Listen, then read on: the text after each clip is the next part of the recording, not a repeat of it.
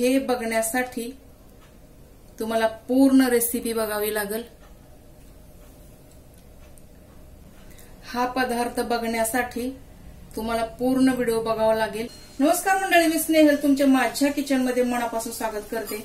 आज आपण Ganpati बाप्पासाठी sweet recipe बघणार आहोत आणि ती काय आहे आपण बघायचं आहे। हे डेसिकेटेड कोकोनट आहे, म्हणजेच खोबऱ्याचा किस जो रेडीमेड भेटतो तो। हे आपण 3 कप घ्यायचा आहे।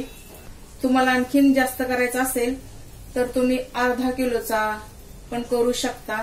त्याप्रमाणे आपण यामध्ये इंग्रेडियंट्स टाकायचे आहेत।